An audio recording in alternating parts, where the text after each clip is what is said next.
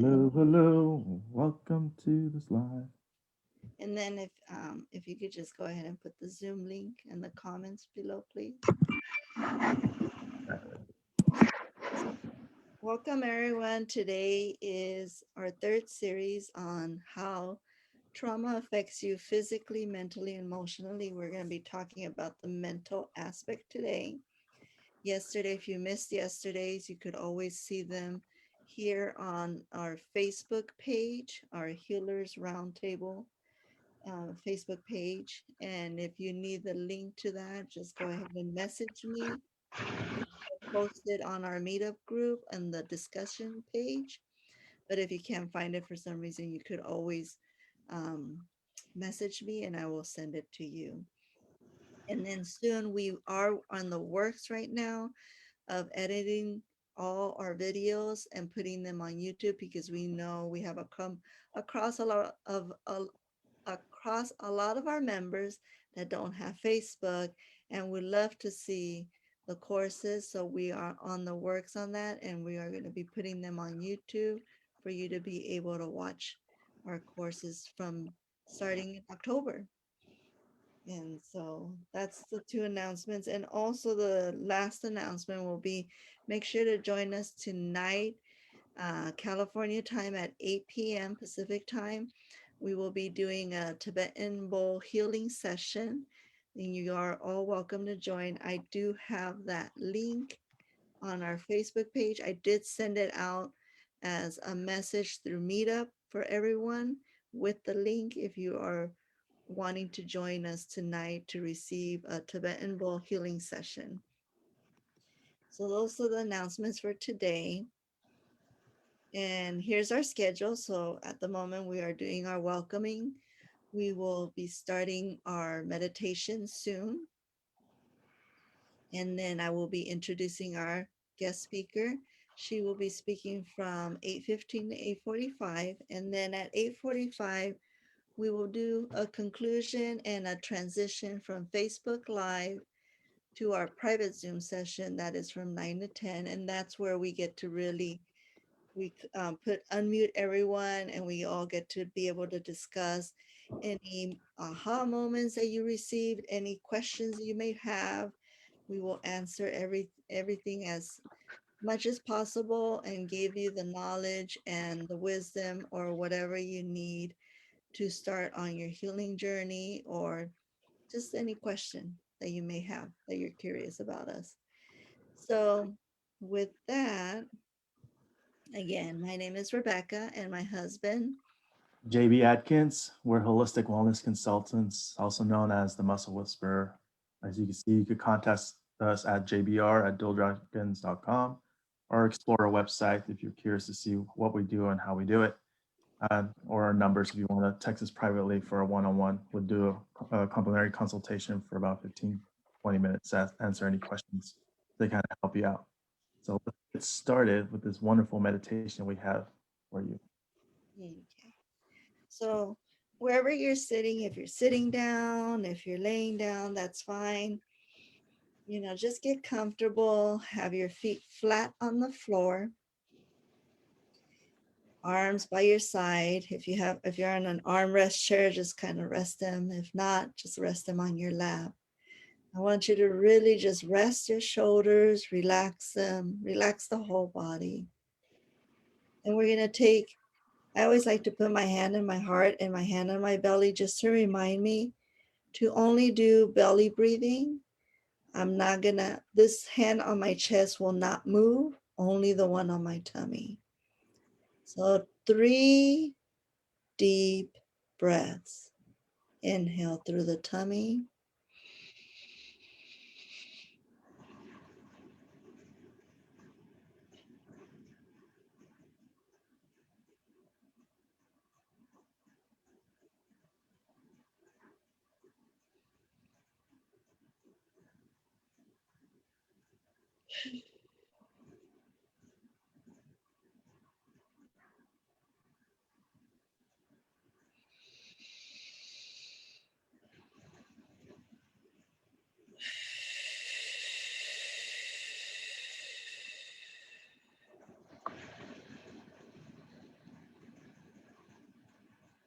What we're going to do now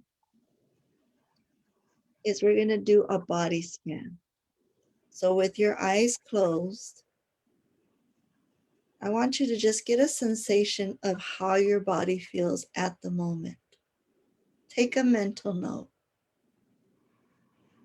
And what we're going to do now is just like a scan. We're going to start at our toes. Wiggle your toes a bit. How do they feel? Make any mental notes of how they're feeling, or if you happen to see something, some vision comes across your mind for some reason, or maybe you hear a little message. From your toes, go up to your ankles.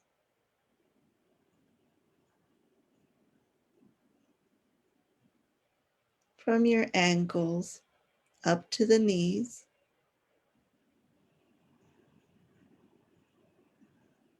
From your knees, up to your hip. Take any mental notes how your legs feel.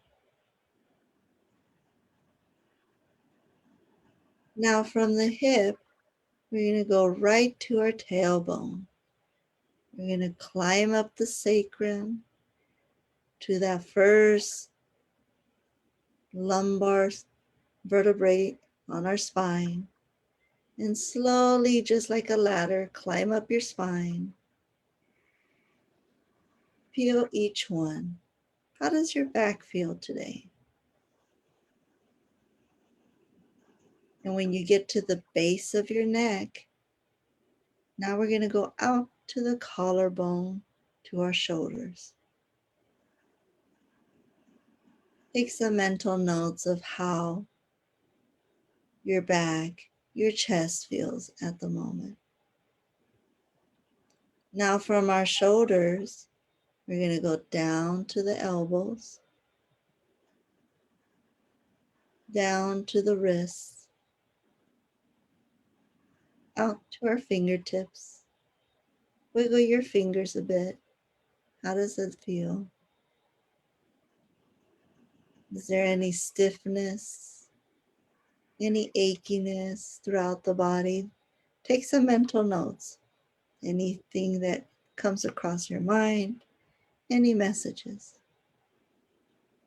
From your fingertips, go back up the wrists, back up to the elbow, back up to the shoulders, back through the collarbone. Now we're at the base of our neck. And now we're going to climb up each of those cervical vertebrae. How does your neck feel? And as you climb to the top, now we're at the base of our skull. You could even touch it if you want. And then slide your hands out to your jaw. Feel the tip of your chin. And go back up and feel your skull. How does your head feel today? And out of those mental notes that you took throughout the scan, let your body know now, and say this to yourself. Thank you, body, for making me aware today. I will take care of you as soon as I can with ease and joy.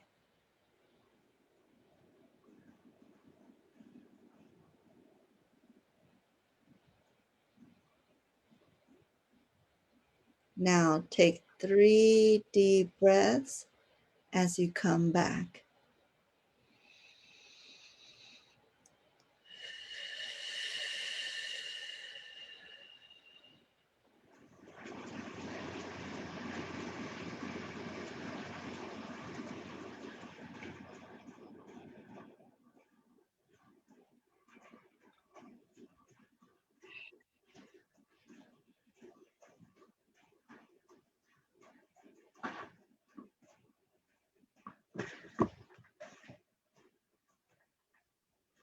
There we go.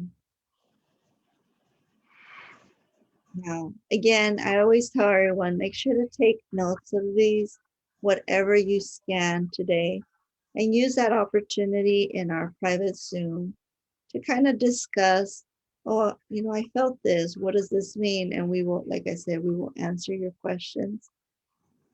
But for the moment, we're going to move on to our conversation, our presentation. And then, like I said, make sure to ask us any questions that come across at the 9 o'clock hour. And so I want to present our next slide. Our guest speaker today is Susan K. Young, and she's a consultant in empowering. I'm waiting for it to switch over on my other screen so I could read the rest of it. There you go. Susan K. Younger, consultant of Empowering Humanity, RMT, structural integration, myofascial release. And there you see her LinkedIn and also her her site and her number if there's any questions out in the, if you happen to be out in the Texas area, that is where she's located.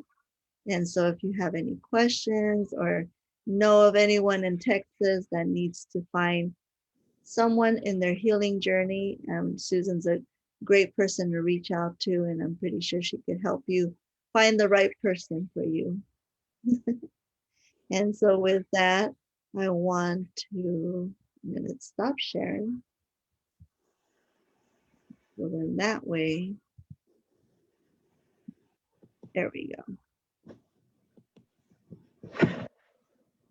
What I'm going to do is I'm just going to mute myself. So now, Susan, you have. Good morning, everyone. It's beautiful to be here with you today.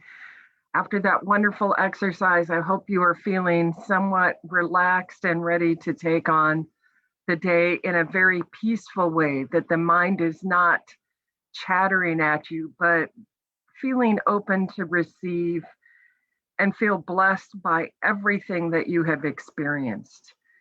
And when I say that, people frequently are like, my life has been a mess and created great trauma for me. How could I feel blessed by it? But all of our experiences give us opportunities to see and learn, whether it is what we don't want to do, what we don't want to see happen to others, or how we might look at what has been our choices that maybe we could avoid those sort of experiences again by doing something just ever so slightly different, maybe making a different choice. And because frequently trauma happens not because of what we've done, but just what is around us. I mean, 2020 was truly one of those years where whether your life seemed to be flowing fine up until then or not, just the complete disruption of typical patterns has thrown many people into a feeling of trauma. They're waiting for things to go back to something that they may never go back to. And we have to learn to embrace change. We have to learn how to find the joy, the laughter, and the learning that allows our mind to process what we've experienced and figure out that we are okay no matter what. We can move forward no matter what. That we have the tools in our hands and mind to help us address what is in front of us. And if we don't, who is in our circle, or how can we find from those in our circle the connections that will help us to do that? So I'm going to relate a few stories from my past. I, really look back at my life as being very, very blessed. But I watched my father have a nervous breakdown when I was in junior high. I know what trauma it created for him, for my parents' marriage, for our family, as life was disrupted for us, as my parents were not prepared for the fact that all of a sudden dad wasn't able to be the income earner, that we didn't know if his job would be able to be something he could go back to once he came out of the hospital and out of treatment, and how it changed the way they looked at what they wanted for my brother and I in terms of independence. I earlier told Rebecca and JB about mom and dad saying they wanted me to be independent, because as dad recovered, the two of them recognized that they had not prepared my mom to have the independence to take care of everything in life, because they had separated in that more traditional 50s style of dad was the income earner, mom was the one staying home to take care of the kids in the house. So they really instilled in me and in a sense empowered me to be my own person. And at a point later in life, when I did not marry until I was in my mid 30s, they were like, she's moved away to Arizona. She's no longer living near us. She's able to take care of all these things on her own. Maybe we've made her too independent. Maybe we have created too much of a untrusting nature. And so they questioned their own decisions about how had they mentally affected me by the trauma that had occurred there. Instead, what they had given me was the ability to recognize that I could wait for the right man to show up at the right time. I did not have to rush into things. It allowed me to be open to readings and alternative thoughts that helped me to stay strong through my entire life. And that couldn't have been accomplished had I not had that earlier experience with trauma. I've known friends who have had brain injuries and their life was turned upside down.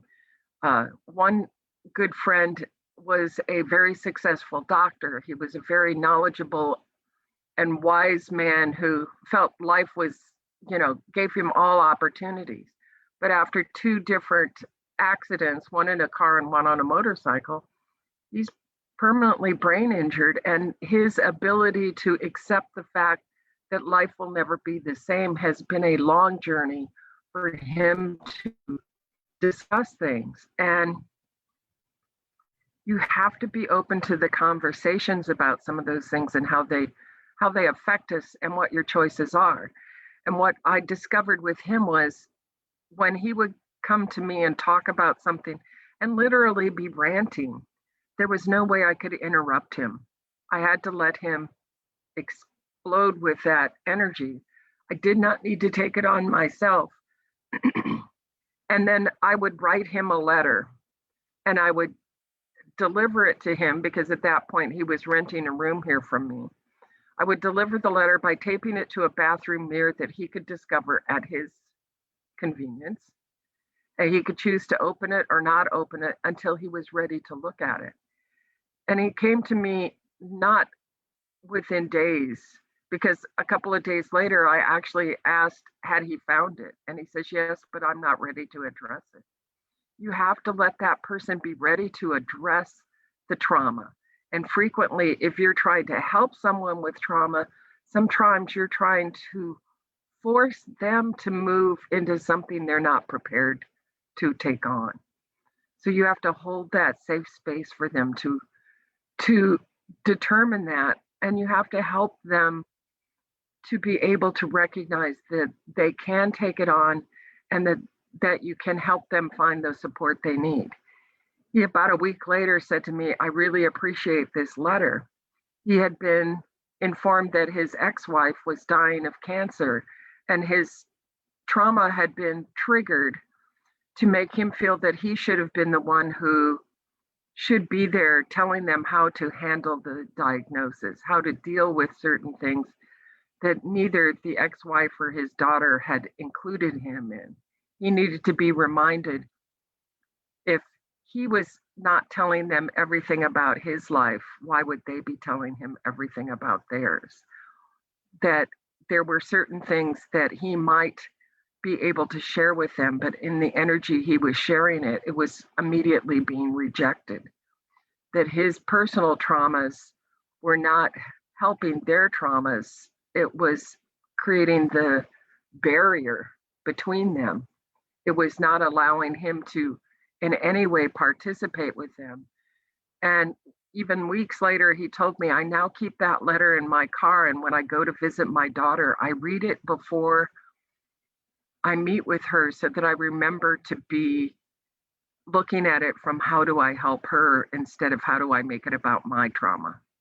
How do I bring up my old experience and where I have improved and moved past it and not let this come up and bug me again?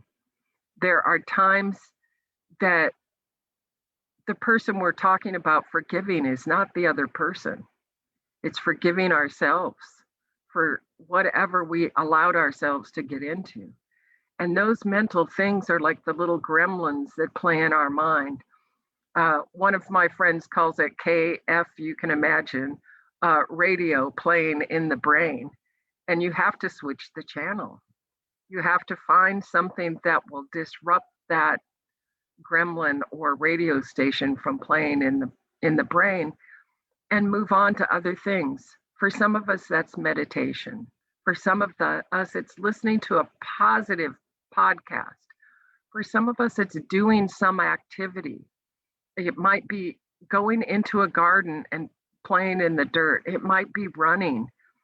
All of us find different things that allow our brain to let go of all those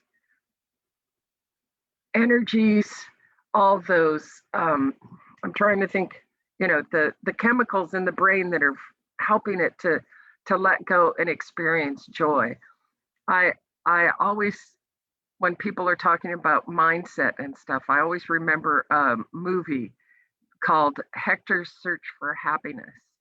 And he's a psychologist or psychiatrist in London who ends up going on a journey to connect with old friends and experience things around the world, trying to find happiness. And at the end of the movie, he's in with this doctor in LA that puts the attachment on the brain and lets all these things be noticing, where's it firing, what part of the brain is engaging.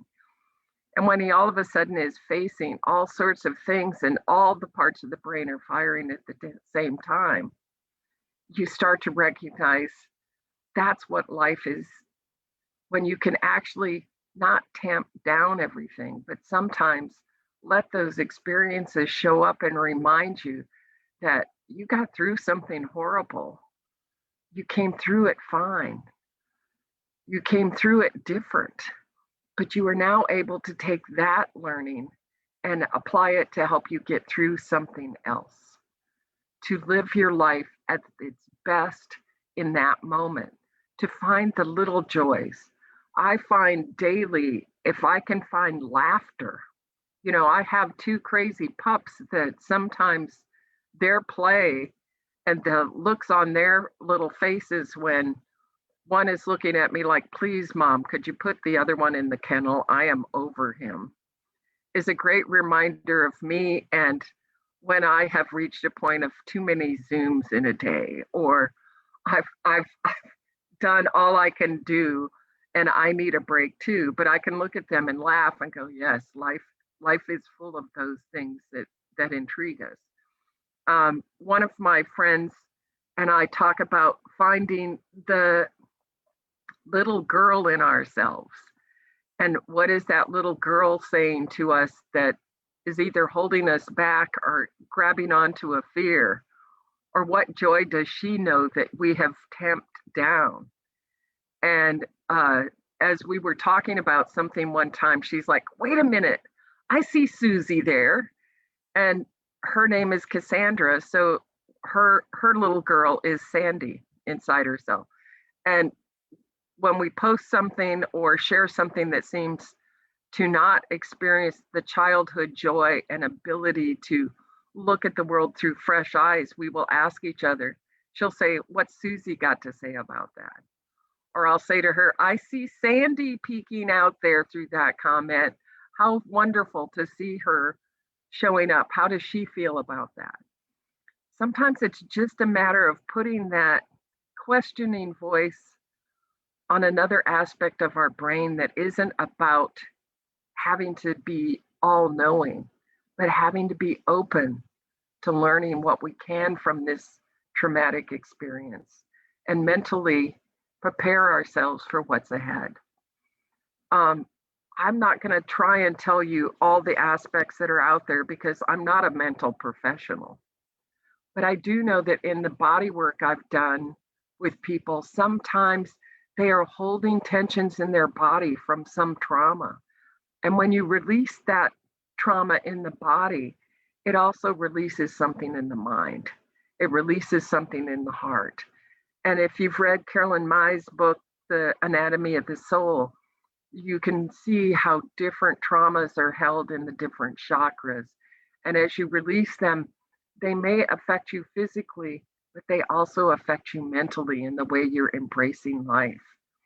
It's that open, positive mindset that allows you to take all those traumas and put them together to find the best you there is and bring that best you forward with joy, with excitement for living, with the ability to release the pain of it, to engage in the learning of it, and not do the spin cycle that takes you back to the trauma and the pain, to take the learning and move you forward and up to the best you. I know I've only been speaking for 15 minutes, but in some ways, I'd love to be able to engage with others and make this a discussion about how you open your mind so that we might share with others that it's not just my point of view, but it is truly something where we all create that open space for us to recognize that a trauma may be so tamped down that we haven't been able to bring it forward. That I've had friends in the past who, in hiding that from themselves, you could see the pain that they were suffering. And I knew knocking at the door of that would encourage them to spin back into whatever that was. So I just made safe space for them to know they were okay in the moment. When they would be ready to address that pain, they would have someone who would care enough to support them through opening and unlocking that door to figure out what the learning was for them from that, what the fear was they needed to release. Yet I would never push them to unlock the door until they were ready to. Because if you push them to unlock the door, sometimes that's when you get that really ugly pushback from them, that you're trying to make them what you want them to be instead of allowing them to be what they are. And allowing others to be what they are, good, bad, or indifferent, is sometimes very hard for us in our lives. Sometimes it means we have to let them go, but we need to let them go with love, not with hate. We need to let them go to figure out the path that serves them. And for us, sometimes that is trauma. That is the piece that mentally triggers us to feel we are not doing the good we are supposed to do. However, what I find is sometimes our desire to do good feels more like a prodding than a lifting up, feels more like a pushing towards their pain instead of helping them find the space to be safe with their pain and release it. And we want to push them forward rapidly. We want to have them let go and see the joy. And yet we don't know what that trauma is or any of the detail of it to even know what that is that we're asking them to face. So the best thing we can do is to give them space. Is there anything that anybody wants to? I wanted to thank you so much, Susan, for sharing. And I'm gonna be, I want to admit that I'm guilty of similar to that one, kind of recognizing my childhood the way I was raised, not really having a mentor that kind of stepped in and showed, I guess an example of what a mentor should be. So Right. in my healing journey, even to my recent not late 30s, early 30s. So on this journey of learning how to be a mentor, a healer, really tapping into my gifts, trusting my intuition, I'll just get a message or I'll touch the body and I'll get a message and I'll just give it to them versus allowing them to have the space for them to do it themselves. I was like, come on, here's your tools, here's your awareness, let's go. Get it going. Yeah. You I know? had somebody show up at my door and he was talking about some pain he had, and I thought, don't offer him massage. For some reason, I knew better. And a week later, maybe a month later, found out he had cancer, that massage would not have been the answer. Um, and sometimes we have to listen to that side of us that says now is the time to wait, not to push forward. Mhm. You know, and we get those, or you can say something and you have no idea that it triggered somebody else. I think that's one of those things with what uh, both Rebecca and JB and I met doing some bank training. What I've learned, especially in working with that, is there are words that will trigger somebody else's trauma that have nothing to do with what you said or meant. Mhm. I was having dinner here at Easter and somebody made some comment about something, and I made a comment from my point of view. And it created an explosion in this person of me calling them unaware. And I was like shocked because my comment was not directed towards that person, but they heard it completely differently than I said it or felt it. But the words for them were completely different in the connotation of their experience. And we sometimes have to recognize that their experience is going to create that reaction that we least expect. Yeah. And we have to be able to help them see that we did not mean pain, even if we inflicted it. That if we added to the trauma, didn't subtract from it. How can we keep our mind flexible enough to help others through those points and help them find the solution that works for them, you know? Yeah, it's that just your story just reminded me of my childhood. That's how it was, that traumatic experience of where I was being punished for something that I supposedly said that was not meant for them, but yet my comment triggered them. Yeah. And just the background of their mentality, I can't blame them, because now that I know what I know, you know, my grandfather, this is my dad's side of the family. My grandfather was a very abusive man. But in those times, you know, they all were, it was the Hispanic culture, the Mexican, you could beat your kids, Yeah, it was the common. strength of the rod.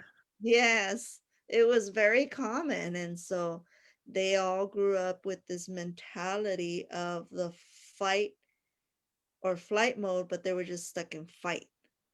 Yeah. So whatever you would say, even coming from me as a child, picture Mhm. me as this little girl, skinny, skinny, skinny, just happened to say, oh, hi, hi, uncle, da, da, da, da. And then all of a sudden being pulled and yanked by my dad. Why are you saying hi to him? And blah, blah, blah. And I have no idea what's going on between them, but I would be yelled at and reprimanded. And to me, that was traumatic growing up, because I never knew what to say, what not to say. Was I going to get in trouble? Was I going to be yelled at again? Was this going to happen? To the point of where now the reverse, my mentality is, you know what? I don't care. And it's funny how your mind adapts. And that's the one thing I learned. Yes. Your mind is so capable to adapt to any situation, anything. And our mind is very powerful. And we use so little of it Yes.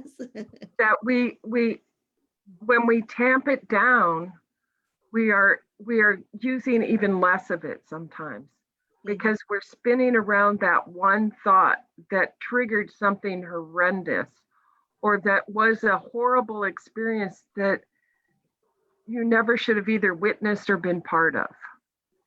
And because you're trying to hold that in this box in your mind, you make it almost impossible to use your mind for anything else because you're trying to make sure that box is protected and locked.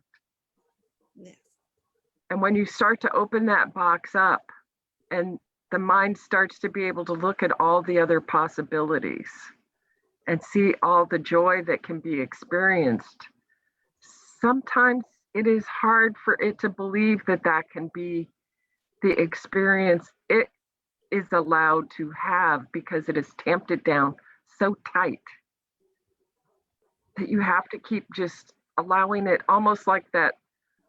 I kind of see like a fly catcher where it's, it snaps down around something, but then when it's hungry, it starts to open up again. Yes. And when you can make your mind hungry for the positive and find the resources around you that give you the things that feed you. So my friend that was a doctor, the things that feed him are knowledge. He will go to, there's a brain institute here, and because his brain is injured, he loves to go there and hear the lectures that are doctors talking about it that tie into his past experience and knowledge. A day at a conference is an inspiring thing for this man that I have other friends that would wear them down. They need to be doing something active and fun.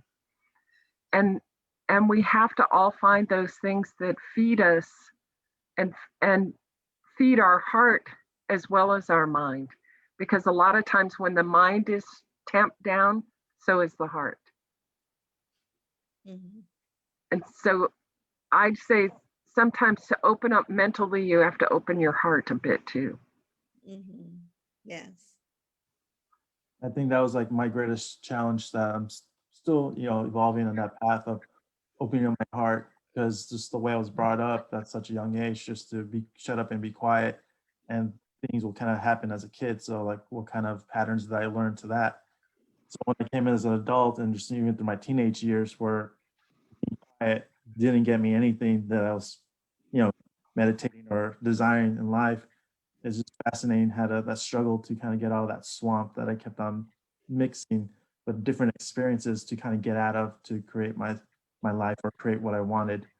Like the path I took, like I had an opportunity. I was 13 years old playing with 18-year-olds in baseball. So I had a skill or natural talent for that sport. But just seeing the pattern of behavior from my biological father of I did not like it and I didn't want him to say, get a hold of my money. So I changed the sport and I put my focus on, I'm going to go in the military to be stronger, to stand up for the weak and protect the innocent. And that was like one of my goals, or just to disappear. Lo and behold, injury did not allow me to continue my fitness, to maintain, to stay in the military. Then blessing in disguise, looking at the optimistic aspect of it, I started my healing journey, went into massage school, and a year or two later started going to personal developments and hearing different speakers or different people that are hopefully optimistic. And then again, some people like myself, like I spend tens of thousands of dollars, but paddle just going in circles and not really moving forward. Acknowledging of the lack of my motion to let go of sandbags of experience or knowledge that was not present, but for some reason I was holding on to. That was the gas and the brake at the same time, trying to move forward. Yes. And sometimes we have to let that trauma surface, and whether it's cry about it, scream about it, but let what its experience was for us go. Feel that and release it, not feel it and tamp it down to say we have to own it. We we experienced it once. We do not necessarily have to keep repeating that experience. And frequently, to me, when we tamp it down, we push it back so that we can experience it again instead of going, I got through that, now what? And for me, there was a time when I was working with somebody, it wasn't so much a physical trauma. However, what did happen is I didn't get paid for work that was done. And I ended up realizing that I had to just say, I'm never going to see that money. How am I going to carry forth from here? And it just so happened that that experience happened right at the same time as the 9/11. And the Memorial Day weekend before that, I had friends who were restoring a 1954 or 55 Woodhull cabin cruiser up on Lake Texoma. And they said, just come with us. You and I had 2 little dachshunds, and they said, you and the dogs can, camp in the upper berth of the boat. It was a 45-foot Woodhull cabin cruiser. So I would sleep up on the upper deck outside overnight. It was under a canopy. And while they were working on the boat, I would sit and figure out how could I live if I did $100 in income a day. If I did an out call for massage at $100, could I survive? And I figured out a minimal budget to live on and survive. I attached so much to that thought of $100 a day. Several years later, I was sitting someplace because my car starter would get overheated and stop working. And I was like going, dang, I feel like I'm in the same spot. And then I realized I was still holding that $100 a day thought. And instead of it being a belief that was expanding my life from trauma, it was now a belief that was holding me back and making me not think that I could make more than $100 a day. Yeah. And I'm like, oh, holy crap, I'm doing this to myself.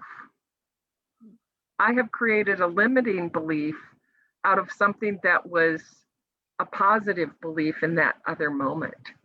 But based on what I had been able to build in terms of contract work in architecture and a consistency of clients, and this was now 4 years after that, I was like, I am the one holding myself back at $100 a day instead of going, I deserve more and I'm capable of more.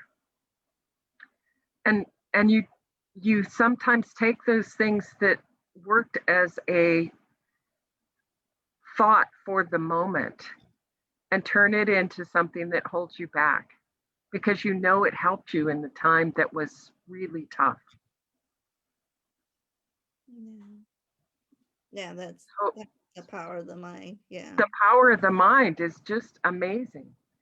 And sometimes you unlock those things on your own, but other times you have to actually share them so somebody else can look at it and go, do you see how you have created that now as a limiting belief instead of an expanding one?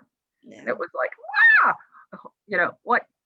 what an amazing thing to recognize and expand upon what you've learned and how it transforms. So,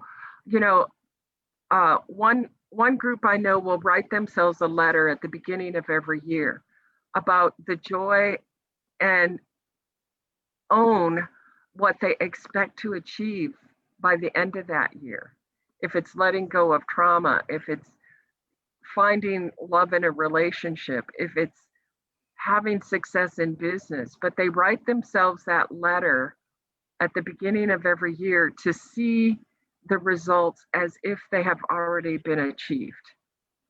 So that at the end of the year, they can read that letter and see the growth they've made.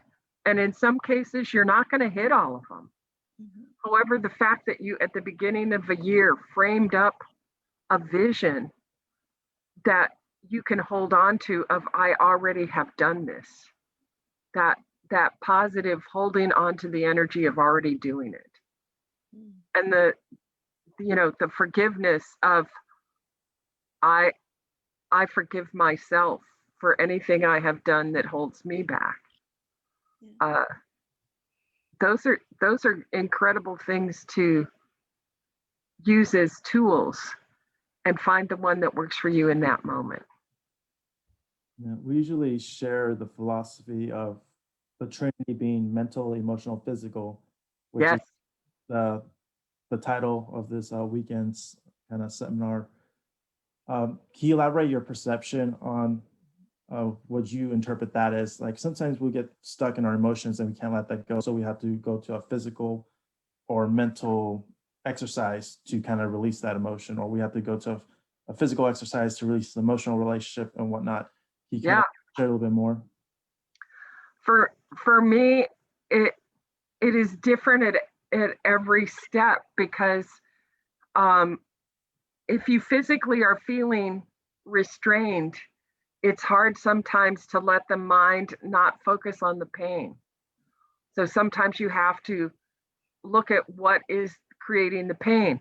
Having sat in Zooms most of this year, I reached a point where I knew that sitting in a certain spot, my left hip and all the way down my left leg were giving me pain, not so much when I was sitting, but actually when I would lay down on my side, I would recognize the tightness that I had created. And I realized it was partly coming from a hamstring. I had to figure out a way to reposition and put something under my feet to elevate my feet. Yes. And just that was enough to take away that little nagging pain that then allowed my mind to not get caught up around something.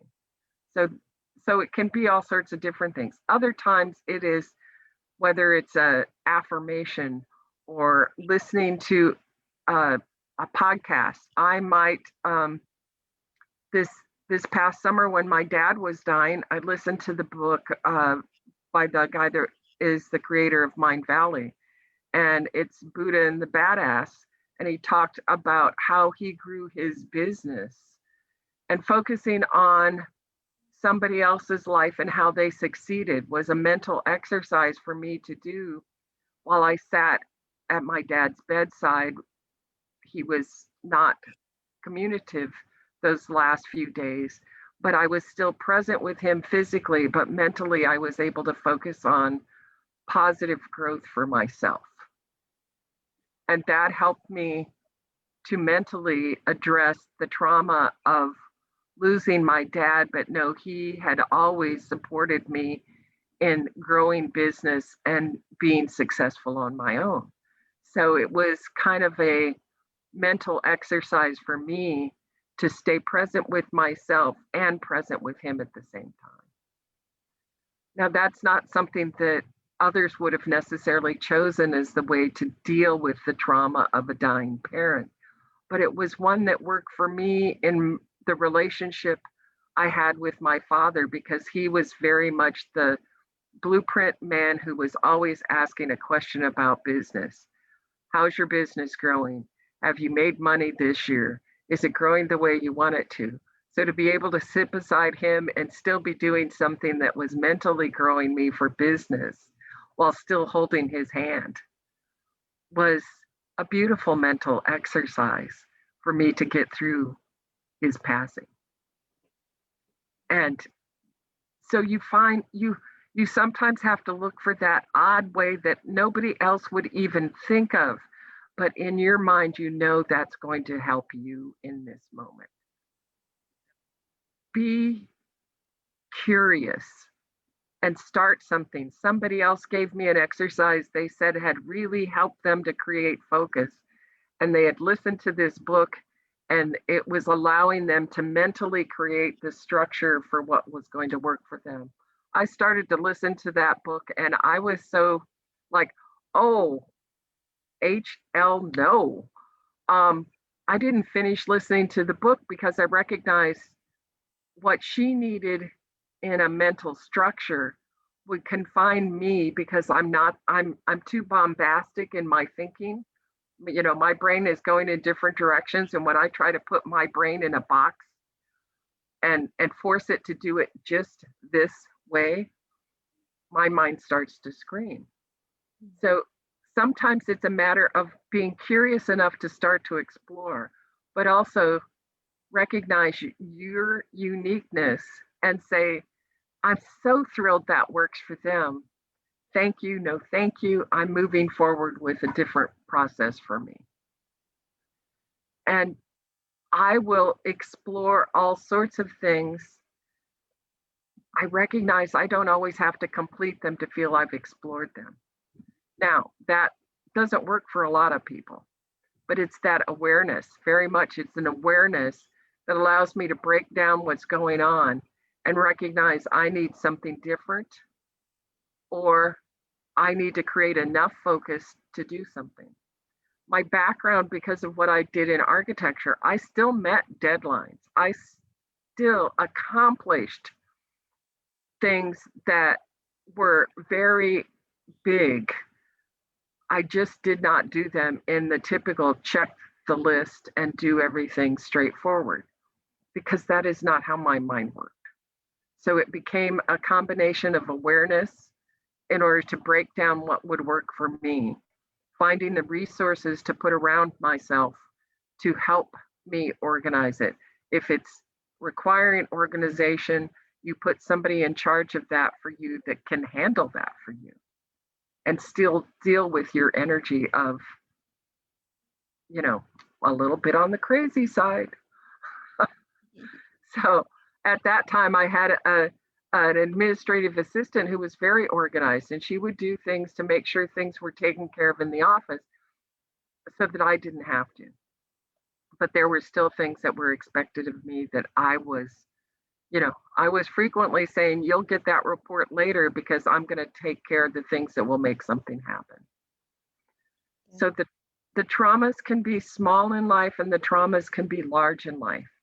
How we address them and move forward becomes very much exercise we create through experiences that allow us to create that awareness, to break it down, and then move us into action that creates the successful letting go and releasing it, forgiving ourselves for anything that is at that moment something we are not happy with that we chose to experience, and letting it go to move forward. That forgiveness and then integrating what's working really helps you create that life that you love. And I feel really blessed that even on those days when life isn't giving me everything I want, I still love my life completely. I still love the fact that I have things to mentally stimulate me and feel like I am constantly growing. I still have things that give me joy daily. And they aren't that life that, when you hear people talk about, you want the big house and you want the fancy car and this, I always was like, no, I don't. I knew that those were not the things that gave me joy. And I didn't worry about it not fitting in with what the rest of the world seemed to think was the perfect way to live. Perfection was never my goal. Loving life was always my goal. And I think that mentally staying open and giving yourself the ability to find how that creation is for you, that flexibility, so that you can integrate the pieces that show up, is what's key. Mhm. Thank you, Susan. So I just want to conclude with the 4 steps that we talk about on healing trauma, which is the awareness, what you were talking about, just becoming aware of what is happening, those aha moments, and then being able to break it down. And from there, interviewing it, like you were speaking of, Susan, of speaking to your little girl, interviewing that little girl within you or that little boy, and getting a breakthrough of what it felt like, how does it feel like, how was it easier? Like I always say, things were so much easier when we were kids, but that's because we have limiting beliefs in our mind. Anything was possible when we were kids. our imagination had no limit. And so I always like to interview my little girl on like, how would you take care of this? Or what would you do with this situation? You know, with her mind, which is not limited at all, and getting a breakthrough through my little self. And then finding that forgiveness that you were saying, forgiving yourself for holding on to things that were not serving you. And it gives you that awakening and that broadening to be able to see it in another way and be able to move forward without that feeling of guilt or shame. That's out of the picture the minute you learn to forgive yourself. And then integrating it all and finding that self-love for yourself, the integration to be able to do that. Let me just step out of here. So just wanted to step out. So then, yeah, just I'm pretty sure all our participants are noticing the pattern.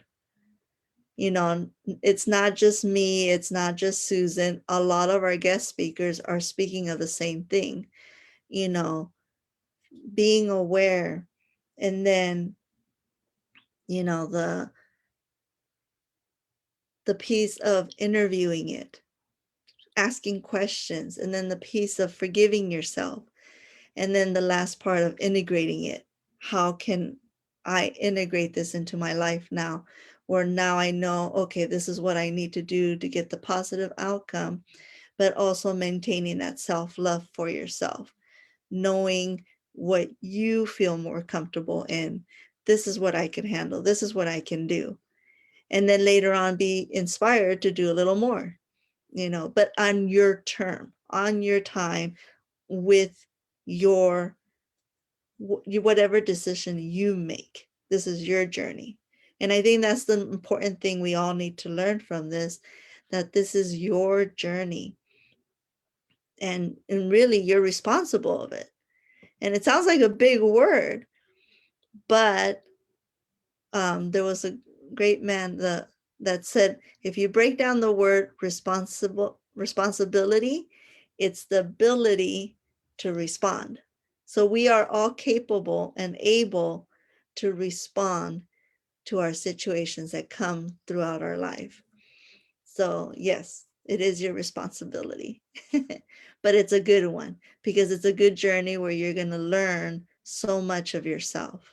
And that's the one good take out of everything that we go through life, because out of any negative, we always get a positive, no matter what.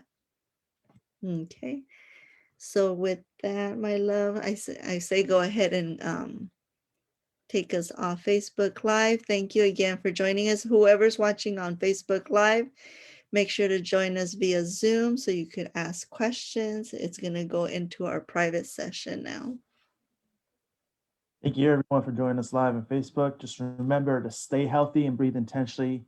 If you want to catch our recordings, again, they're in the unit section of Facebook. We're working on getting them up on YouTube for those who don't have social media and you want to share this messages with, to include our previous webinars and seminars. Alrighty then, we're ending the recording and getting off Facebook. And the link is in the comments if you want to join.